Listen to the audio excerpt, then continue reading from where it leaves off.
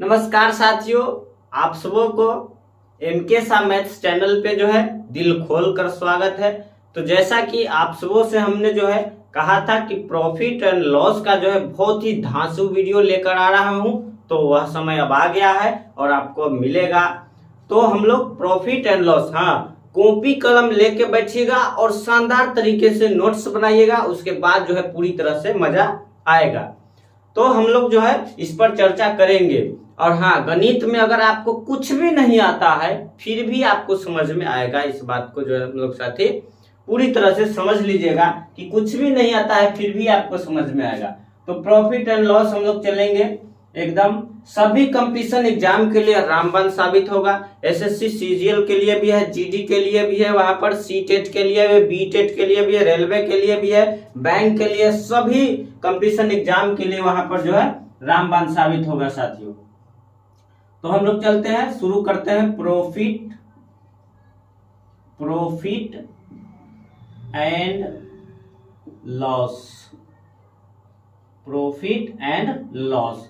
तो ये हो, आप इसको क्या लिख सकते हैं सर? इसको लाभ लिख सकते हैं। इसको आप क्या लिख सकते हैं? लाभ लिख सकते हैं। और इसको क्या लिख सकते हैं? हानि लिख सकते हैं। एकदम ध्यान से समझिएगा। अब इसको आप क्या लिख सकते हैं? आप इसको लिख सकते हैं मुनाफा भी लिख सकते हैं, मुनाफा, मुनाफा। और इसको क्या लिख सकते हैं? घाटा लिख सकते हैं, मुनाफा घाटा। ये मुनाफा हुआ तो घाटा हो जाता है। और भी इसको लिख सकते हैं साथियों, फायदा लिख सकते हैं, फायदा, फायदा। और इसको आप क्या लिख सकते हैं? नुकसान लिख सकते हैं। इसको क्या लिख सकते हैं? नुकसान। इसको क्या लिख सकते हैं? और भी लिख सकते हैं, वृद्धि लिख सकते हैं। और इसको क्या लिख सकते हैं? इसको कमी लिख सकते हैं, कमी लिख सकते हैं। तो इस प्रकार के नोट्स नहीं मिलेंगे साथियों, एकदम जानदार तरीके से देखिए, कहीं भी यूट्यूब पर नहीं मिलेगा। इस तरह बेसिक टू हाई लेवल पूरा हम इसको लेकर के चल रहे हैं। तो वीडियो ठीक ठाक चल रहा होगा, हम आशा करते हैं। तो हम लोग आगे चलेंगे इस पर। अब थोड़ा सा मैं भी देख लूं किस तरह से चल रहा है। बहुत अच्छा। अगर आप लोगों को वीडियो अच्छी तरह से पूरी तरह से नोट बनाते चलिएगा तब मजा आएगा। तो हम लोग देखते हैं आगे की तरफ। अब देखिएगा, तो हम लोग लाभ और हानि पर चर्चा कर रहे हैं। तो यहाँ पर हमको क्या जानना है? पहले क्रय मूल्य यहाँ पर हमको जानना बहुत ही इंपॉर्टेंट होगा साथियों। क्रय मूल्य क्या होता है? क्रय मूल्य, तो आपको क्रय मूल्य पता होना चाहिए। क्रय मूल्य क्या होता है? ये होता है कॉस्ट प्राइस, सीपी होता है, अंग्रेजी में इसको बोलते हैं सीपी। ये क्या होता है? क्रय मूल्य सीपी होता है। तो मान लीजिए कि आप किसको कहिएगा क्रय मूल्य? तो जिस मूल्य पर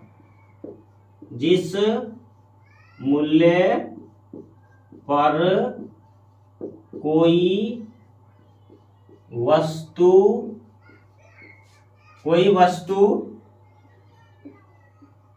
खरीदी जाती है उसे उस वस्तु का क्या कहलाता है? क्रय मूल्य कहलाता है। क्रय मूल्य कहलाता है, क्रय मूल्य कहलाता है। तो और भी बहुत सारा यहाँ पर इसको हम आपको पूरी तरह से रिफाइन करना चाहूंगा कि क्रय मूल्य क्या होता है। कोई वस्तु, जैसे सोहन ने जो है एक गाय खरीद लिया 30,000 रुपया में। सोहन ने 30,000 में एक गाय खरीद लिया, यानी वहां पर जो है गाय का क्रय मूल्य क्या होगा? 30,000 रुपया।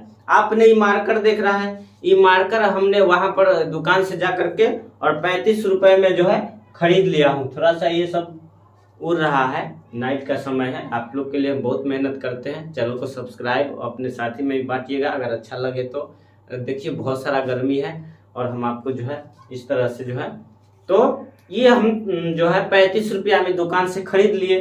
तो ये मार्कर का क्रय मूल्य कितना होगा? 35 रुपया होगा।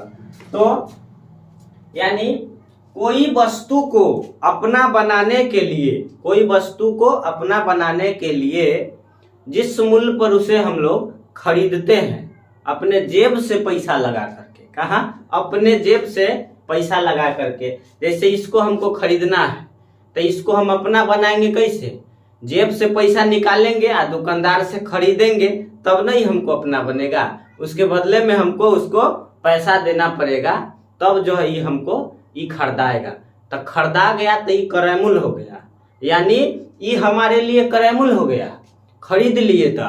और दुकानदार के लिए वही क्या हो जाता है, विक्रय मूल्य हो जाता है, क्योंकि उन्होंने हमारे हाथ से क्या किया, उन्होंने बेच दिया। हमने खरीद लिया था क्रय मूल्य और उन्होंने बेच दिया था विक्रय मूल्य। बात समझ में आ रहा होगा।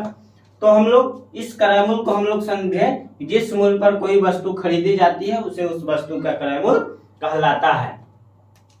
एग्जाम्पल के तौर पर हमने क्या बताया आपको कि जैसे राम ने एक कुर्सी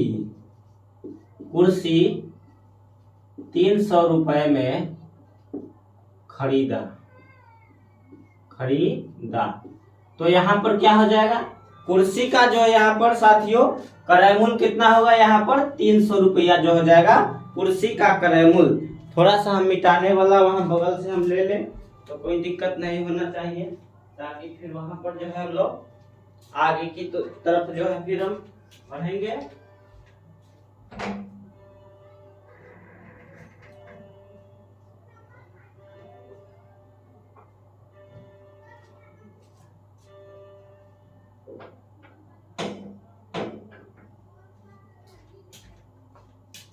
चलिए तो हम लोग इसको मिटाते हैं, आप इसको जो है बढ़िया से नोट्स बनाइए ताकि आपको पूरी तरह से समझ में आएगा।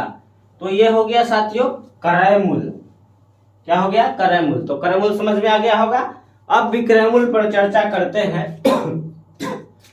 सॉरी, विक्रय मूल्य हम लोग जो है विक्रय मूल्य पर हम लोग चर्चा करेंगे कि विक्रय मूल्य क्या होता है। तो आपको मैं बताना चाहूंगा कि जिस मूल्य पर कोई वस्तु बेची जाती है, क्या बेची जाती है, तो उसे उस वस्तु का क्या कहलाता है, विक्रय मूल्य कहलाता है। विक्रय मूल्य कहलाता है। तो ई आपको जो हो गया विक्रय मूल्य हो गया, यानी जिस मूल्य पर कोई वस्तु बेची जाती है। कहने का मतलब क्या हुआ कि यह मार्कर है, अगर हमने इससे जो है 30 रुपया में किसी को बेच दिया, मतलब वो हमको 30 रुपया दिया, हम उसको दे दिए, तो इसका विक्रय मूल्य कितना हो गया, 30 रुपया होगा। जैसे वहां पर आप समझ सकते हैं एग्जाम्पल के तौर पर, जैसे राधा ने एक कलम 5 रुपए में बेच दी। राधा ने एक कलम 5 रुपया में क्या कर दी, बेच दी।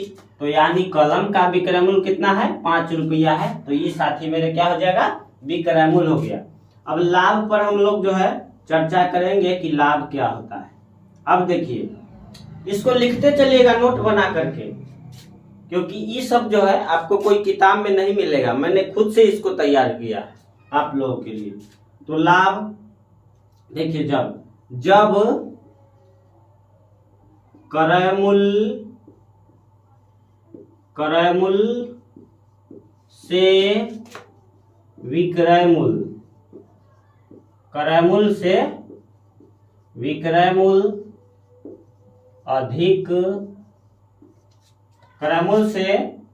मूल्य अधिक हो तो लाभ होगा।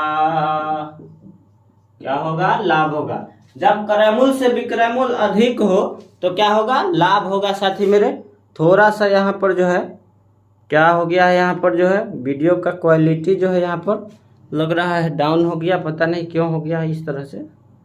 थोड़ा सा मैं इसको देखना चाहूँगा, थोड़ा सा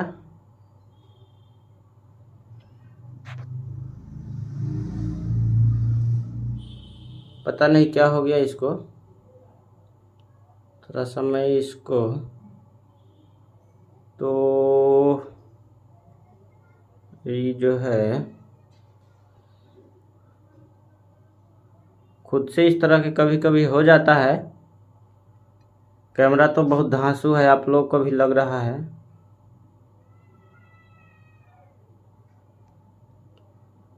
तो लाभ होता है साथी मेरे, जब क्रयमूल्य से विक्रयमूल्य अधिक हो तो क्या होता है? लाभ होता है।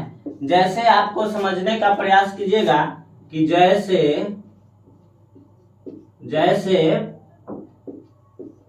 जैसे मान लीजिए कि राम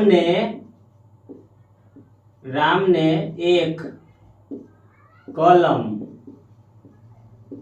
5 रुपए में खरीदा, 5 रुपए में खरीदा तथा 6 रुपया में बेच दिया। क्या किया? बेच दिया। अब देखिए यहाँ पर देखिए 5 रुपया में खरीदा था, 6 रुपया में क्या किया? बेच दिया। यानी जाहिर सी बात है आप 5 रुपया में खरीदे थे और 6 रुपया में बेच दिए, यानी आपको सीधी 1 रुपया का क्या हो रहा है? लाभ हो रहा है। तो लाभ आपको समझ में आ गया होगा कि लाभ क्या होता है सर। अब कुछ जो